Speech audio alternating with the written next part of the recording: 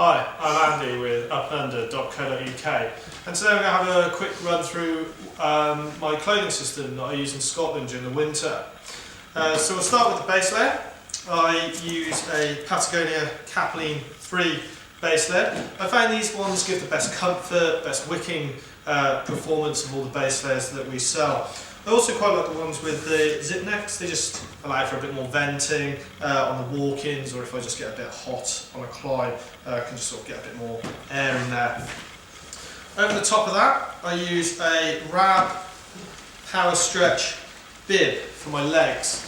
These obviously cover my legs and obviously come up the body, so they give a bit more insulation around the torso.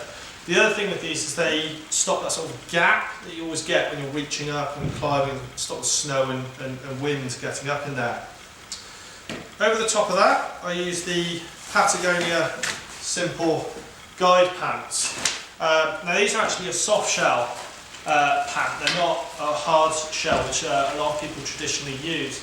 Now these have got a waterproof knee and a waterproof bum, so it's sort of waterproof where it counts. I find soft shell just to be tougher, it stretches, it gives you a bit more freedom of movement, and it's just sort of more breathable, and I find it dries a lot quicker as well. In all honesty, I've never actually been wet wearing these. The other thing with these is they do come with a built-in gaiter, which means and a kick patch on the inside, so it means I don't have to wear a gaiter as well. For my sock option, use the Bridgedale Cool Max socks as my liners. I find they give really good wicking, keep my feet nice and dry. And over the top of that, the Extremities Mountain Toasters. I personally use the long ones. I find that they sort of fit up inside my boots quite nicely. Give really good warmth, insulation, and the major thing with them is they actually seem to hold that for quite a long period of time. A lot of thick socks flatten out and go a bit naff after a short period of time. I found those have actually lasted really well. On my top half, I've got a Marmot Dry Climb top. This is windproof, it's got a bit of water resistancy to it, it's got some fleece lining on the inside. I find this is really perfect just for sort of walking in, because you usually get quite hot and sweaty, but again it's still quite windy. And I find it just gives really good protection on the walk-in. Over the top of that, I then have Patagonia Ascensionist soft shell. Sadly Patagonia have stopped making these now. There are some other options now available. The Marmot Zion jacket, the Patagonia Kingpin jacket being two of them. Again, like I said before, this is a soft shell. It's not a hard shell. Again, I find that this just gives me a lot more flexibility, there's more stretch in it, it's a lot more breathable, and again I've never actually gotten wet in this. I just find that this works for me. On my hands, I don't use liner gloves, I use the Extremities Power Wrist Gaiters. Now these only cover the upper section of the hand. They're sort of designed to keep the veins running into your hands nice and warm, so they don't, so you don't lose any dexterity in your fingers. Over the top of that, new for this year, I bought myself a pair of the Mountain Hardwear Hydrex T gloves.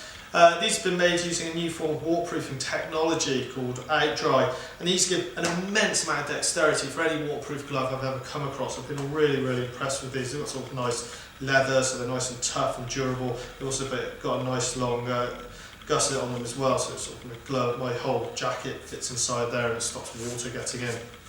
I do also carry on my harness as well a pair of waterproof mittens, which I can just shove my whole hand into. I put these on at belays, or if I'm just ploughing up a snow slope, just not my hands getting that really wet, or my out gloves getting really wet. They do add a little bit of warmth as well. On my head, I tend to always go with a balaclava. I find they're the most firmly efficient. This is the Extremities Power Stretch balaclava. I might get myself an Outdoor Research Ninja Clava. I've been quite impressed with those. Major thing here is obviously it covers the whole head, covers the neck, and these fit really well under helmets. I do also carry with me a buff. These are really handy. I can wear this around my head just as a sort of sweatband if it's a slightly warmer day and I'm walking in, it just covers my ears and keeps them warm. Then I sort of pull it down around my neck, and I can pull it up over my nose and face when the wind gets up.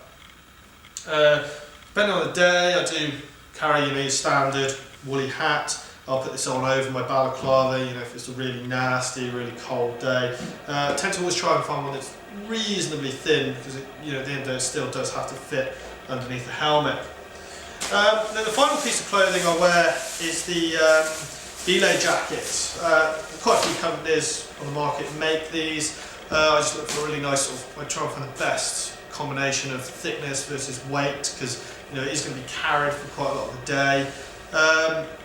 This goes on in every belay stance. I may wear it off in the evening when it's getting dark and it's getting cold, or if I just sit down for lunch. You always want to have a synthetic insulation with these. They get wet. They're really designed to be abused. These are in and out of the pack the whole day, and just really keep you warm and can be a real lifesaver. So as you can see, this clothing system is quite simple. There's not too much going on, and the major thing with it is it just allows for complete flexibility, real freedom of movement, because that's what you want when you climb.